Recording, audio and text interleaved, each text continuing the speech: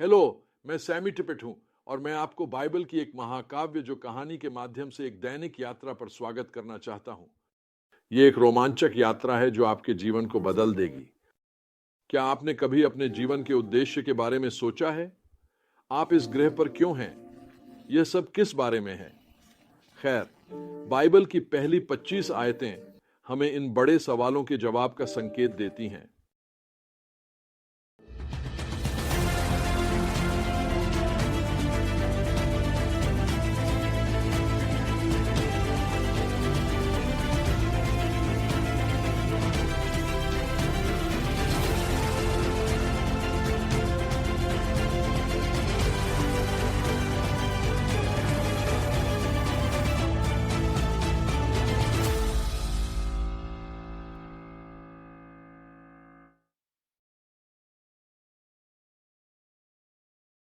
शुरुआत में परमेश्वर ने स्वर्ग और पृथ्वी की रचना की।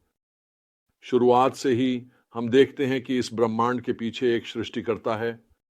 यह बस यूं ही संयोग से नहीं हुआ। परमेश्वर ने यह सब बनाया, स्वर्ग, पृथ्वी, सब कुछ, और उसने यह सब एक उद्देश्य के साथ बनाया। आप देखिए, यह परमेश्वर कोई निरपेक्ष शक्ति नहीं है।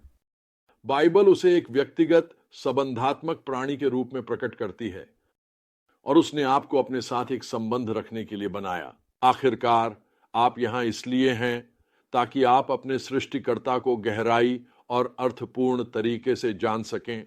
उत्पत्ति की इन आरंभिक आयतों में बाकी सब कुछ उस मौलिक सत्य से प्रवाहित होता है कि परमेश्वर ने ब्रह्मांड को अस्तित्व में बोल दिया।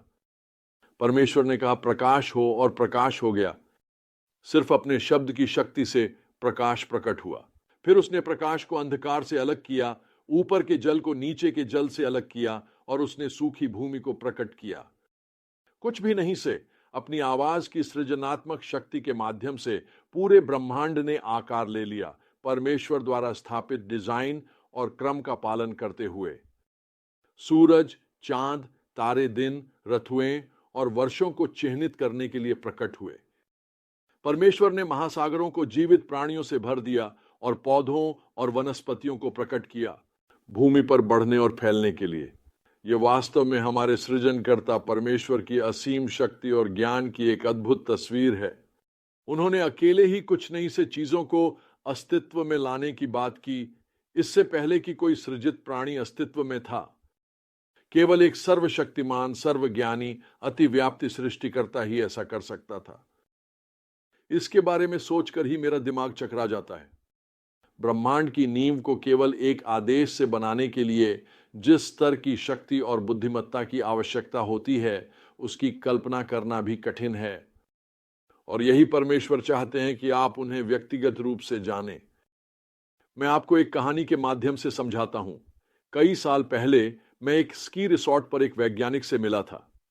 जब मैंने उसे बताया कि मैं प्रभु के प्रेम के बारे में शुभ समाचार सुनाता हूं, तो उसने कहा, मुझे लगता है कि हम दोनों एक ही काम कर रहे हैं। उन्होंने समझाया कि उनके वैज्ञानिकों की टीम ब्रह्मांड के पीछे के अंतिम उद्देश्य को खोजने की कोशिश कर रही थी। उन्होंने ब्रह्मांड के क्रम और जटिलता के बारे में बात की और यह कि यह मनुष्य के अंतिम उद्देश्य की ओर ले जा सकता है। मैंने उसे बताया कि मैंने उस उद्देश्य को तब खोजा जब मैंने समझा कि ब्रह्मांड को प्रभु द्वारा जानबूझकर बनाया गया था और यह कोई आकस्मिक घटना नहीं थी। मेरा उद्देश्य उस एक को जानने से आता है जिसने इसे शक्तिशाली रूप से कहा। सब कुछ अस्तित्व में आ गया। वास्तव में उस एहसास ने मेरे जीवन की दिशा को नाटकीय रूप से बदल दिया।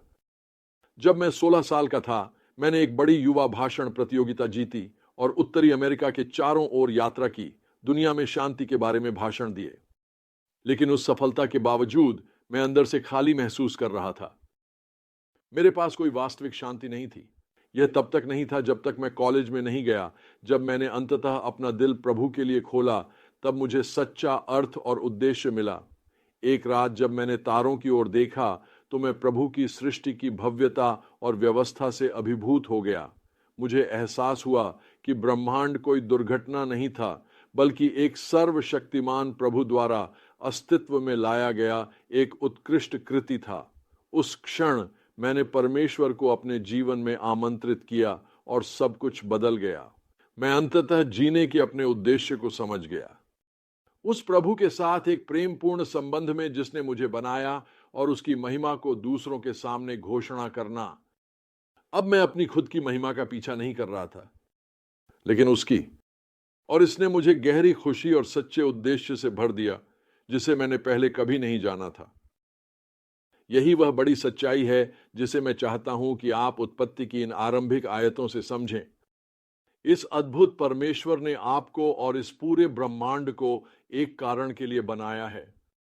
उसका उद्देश्य है कि आप उसे एक वास्तविक, व्यक्तिगत, जीवन परिवर्तनकारी तरीके से जानें। उसके साथ संबंध रखने के लिए जिसने बस कहा और प्रकाश, भूमि, वनस्पति, समुद्री जीव और अधिक को चमत्कारिक रूप से कुछ नहीं से प्रकट कर दिया। जब आप परमेश्वर की असीम रचनात्मक शक्ति और ज्ञान के लिए अपना दिल खोलते हैं तो सब कुछ बदल जाता है। आखिरकार जीवन का अर्थ समझ में आता है। आप समझ पाते हैं कि आप यहां क्यों हैं। जब आप अपने सृष्टिकर्ता के साथ संबंध में जीते हैं तब उद्देश्य और आनंद आपकी आत्मा में बहते हैं। तो आज मैं आपको प्रोत्साहित करता हूं कि आप सृष्टि में प्रदर्शित परमेश्वर की महिमा पर विचार करें। इस विस्मयकारी सत्य पर विचार करें कि उन्होंने केवल अपने शब्द से यह सब कुछ बनाया, और फिर उसी शक्तिशाली सृष्टिकर्ता परमेश्वर को अपने जीवन में आमंत्रित करें। उन्हें व्यक्तिगत रूप से जानें। यह आपके सच्चे अंतिम उद्देश्य को खोजने की दिशा में पहला कदम है। बस इस बड़े चित्र की वास्तविकता को समझें। ब्रह्मांड के पीछे एक अद्भुत सर्वशक्तिमान सृष्टिकर्ता है जिसने आपको उन्हें जानने के लिए बनाया है। अपने जीवन को आधार बनाने के लिए कितना अद्भुत सत्य है।